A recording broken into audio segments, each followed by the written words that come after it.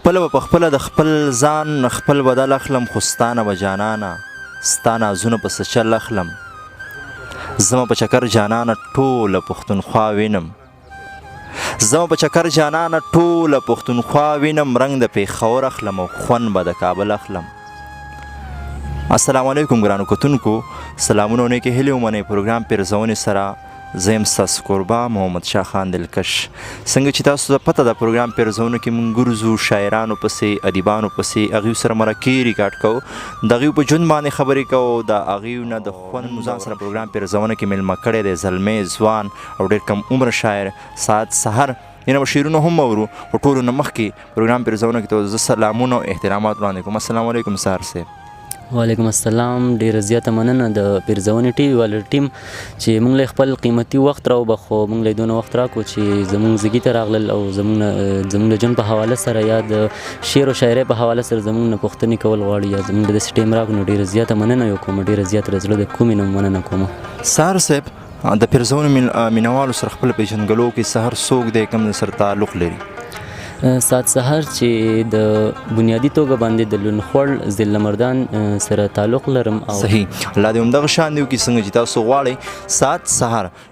د کله نه سحر شو او شاعري مو د کله نه سټارټ کړې ده؟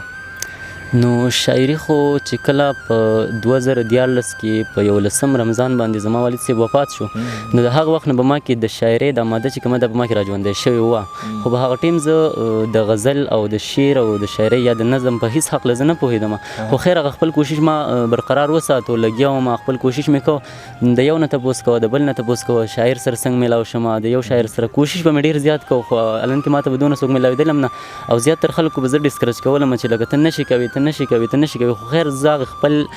شوق چې دی لکه نه پرېښودم،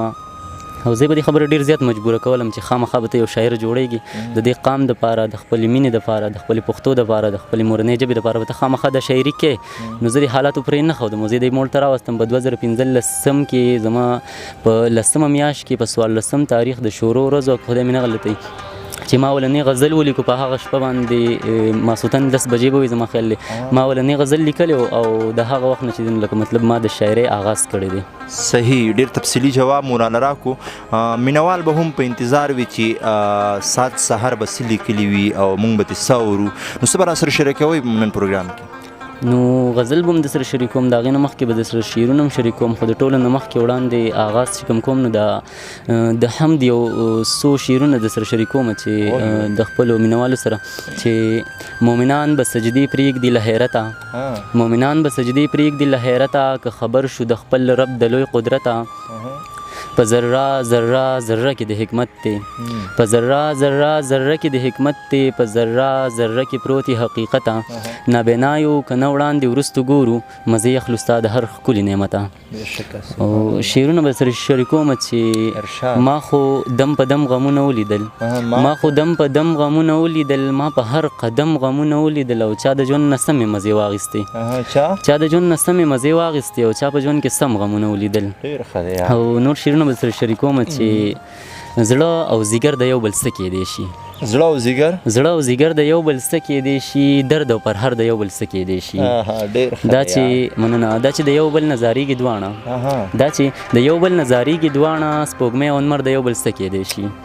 او دا لر او بر د یو بل څه کیدی شي، سم او غر د یو بل څه کیدی شي، دا لر او بر د یو بل څه کیدی شي، سم او غر د یو بل څه کیدی شي، دواړه بارودو کې سم ولوبېدل، دواړه بارودو کې سم ولوبېدل، سوات پېښور د یو بل څه کیدی شي. ډېره زیاته مننه. او د بل غزل نه به سره یو څو شعر شریکوم چې زما غزل د زړه دمه ده زما، زما غزل د زړه دمه ده زما، د هر یو شعر دا ترجمه ده زما، بس دې د مینې نه زړه توری شومه، بس دې د مینې نه زړه توری شومه، بس دې د مینې نه توبه ده زما، او مړی د ګوړې نه خوږه ده راته، مړی د ګوړې نه خوږه ده راته، هر وخت په خوله کې ستا نامه ده زما. او غزل د سره شریک کوم چې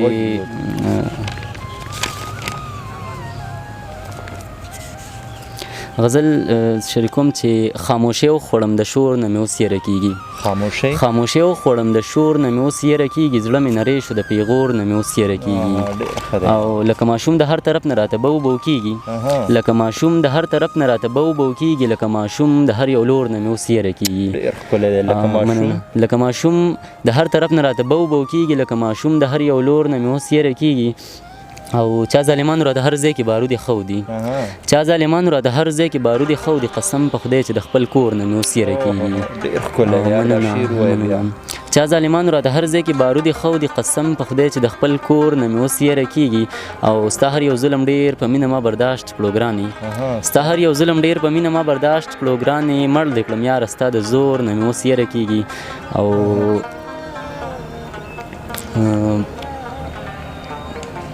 ما پکې د ژوند د ټولو لویه سزا ومونده ما پکې د ژوند د ټولو لویه سزا ومونده او مینه مې پرېښوده د تور نه مې اوس یره کېږي او د مار خوړلي وي د پړي یره کېږي یاره د مار خوړلي وي د پړي یره کېږي یاره سهره یار د آدمخور نه مې اوس یره کېږي واه سهره ډېر ښکلي شعرونه ډېر ښکلي غزلې تاسو موږ سره شریکې کړي دا راته هم ووایې چې سات سهر په کوم یو سیم باندې ډېر کار کړی دی توجه یې څه شي له ډېره ورکړې ده مطلب غزل نثر یا نظم څه شي له مو ډېره توجه ورکړې ده زه خو الان کې د ټول سیزونو سره ځان لکه ټچ کې ساتم د دې وجه هم دا ده چې زه چې دین لکه په هر یو طرف باندې نظر ساتم زه غزل هم لیکم د دې سره زه په نظم هم کار کوم او ورسره دې سره ډرامه هم خپله لیکم کوشش کوم چې زه ډرامه تقریبا ما یو ډرامه لیکلې هم ده او کوشش کوم چې ډرامې ورسره هم ولیکم لکه د قام د درد هغه کوم موډونه کوم دغه چې دي نو زه به کې هغه زه یم چې رابند کوم په خپله ډرامه کې دې قام ته د یو ویډیو په شکل کې هغه ور مخامخ کوم او ویې ښایم ورته ماشاءالله زمونږ سات سار په باره کې اورېدلي خو دومره معلومات راته نه چې سات سار ډېر کم عمر لري ملګرو او تاسو سوچ وکړئ په دې عمر کې دیو ډرامه لیکي داسې عمر دی چې دې کې سړی غزل هم صحیح نشي لیکلی دې کې دیو ډېر صنفونو باندې کار کړی دی په ډرامې هم کار کړی دی بهرحال ډرامه خو راته په پروګرام کې اوس نشي شاملولی خو غزلې به دې ضرور اورو نو بل غزل به سره شریک کوم چې په هغې کې ما غزل کې ما خپل تخلص په هر یو شعر کې یا مصره کې ما استعمال کړی دی چې په مصره ثانیه کې ما کوم خپل تخلص استعمال کړی چې وخت دردولې سحر چرته لاړو وخت دردولې سحر چرته لاړو هجر سیزلې سحر چرته لاړو او خوب کې ناڅاپانه چغې کړلې خوب کې ناڅاپانه چغې کړلې زمانه ښکلی سحر چرته لاړو او زما په خوا تیر شولو یې خاندل زما په خوا تیر شولو یې خاندل چې داسې غلی سحر چرته لاړو او یو خواته غم بل خوا غربتو خوړو یو خواته غم بل خوا غربتو خوړو سختو ځپلی سحر چرته لاړو او هغه چې تل به یې لیکل شعرونه هغه چې تل به یې لیکل شعرونه د قام ښاغلی سحر چرته لاړو ډېر ښکلی دی ډېر زبردست سهاره بل غزل به راته هم وایي خو غزل نه مخکې یو پوښتنه لرم چې ستاسو ماشاءالله دا ډایرۍ نه ما وګتلې دواړه ښه پول دي برابر دي نو کتاب پر اړه مو څه خیال دی کتاب به مو راضي و که نه کتاب کله چې ما 2015 کې ما کله شاعري شروع کړې وه نو ما دا یو کوشش و چې زه به کتاب لیکم خو په هغه وخت کې زما دا یو غټ ارمان و چې زه به کتاب لیکم او خامخا به یې لیکم خو زما شاعري کچه هم وه او بیا زه په هغه وخت کې ما په سوات نیوز باندې هم پروګرام وکړو دې نه علاوه شمال نیوز باندې زه د کیمرې مخې له ډېر زیات راغلی وم او خلکو ډېر زیات خوښ کړی وم خو بیا د هغې وخت داسې و چې زما ته ځان داسې ښکارېدو چې زه نیمګړی یم نو ما ویل چې زه کله ځان پوره کړم او زه بیا د کیمرې مخې له راځم د هغې نه وروستو نو نن چې دی نو نن هم زه پوره نه یم خو بس دومره دی چې خپله کوشش مې کړی دی هغه مې ستاسو خپلو مینهوالو سره شریک هم کړی او داسې نور هم څه دي چې نو زه دا غواړم چې کتاب راوباسم خو په الحال زه په 10 جماعت کې یم نو زه یم چې دا 10 وشي انشاءالله او د 10 نه پس چې کومې چوټیانې دي نو په هغې کې به زه پوره کوشش کوم چې زما کتاب راشي انشاءالله صحیح الله دې همدغه شانو کې څنګه چې تاسو غواړئ یو غزل را سره شریک بیا پروګرام راغونډه غزل به شریکوم خو د دې غزل نه مخکې 2 شعر سره نور شریکوم چې پښتون هر ځای کې دردېدلی دی اوس نه راپاسي پښتون هر ځای کې دردېدلی دی اوس نه راپاسي هغه حالاتو پرځولی دی اوس نه راپاسي یو لیوني د خپل تاریخ کتاب لوستلو بېګا یو لیوني د خپل تاریخ کتاب لوستلو بیګا په خپلو اوښکو سوځېدلی دی، اوس نه راپاسي. او چا مې بچي ته په لاسونو کې ټوپک ایښودی، چا مې بچي ته په لاسونو کې ټوپک ایښودی، د سکول کتاب یې سوځولی دی، اوس نه راپاسي. او غزل شریکومه چې دا زما په خپل پلار باندې لیکلی دی چې حالاتو راته ذهن کې یو سوال ایښی دا جي، حالاتو راته ذهن کې یو سوال ایښی دا جي، خو ستا د خولې هر قول مې سنبال ایښی دا جي. مننه. او شپه ورځ مطالعه کوم قسم دی چې بیخي،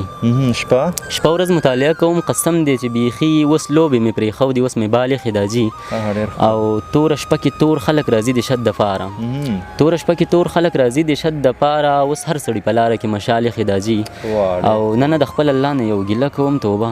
نه د خپل الله نه یو ګیله کوم توبه، سینه کې دا زړه راته ملال ایښی دا جي. او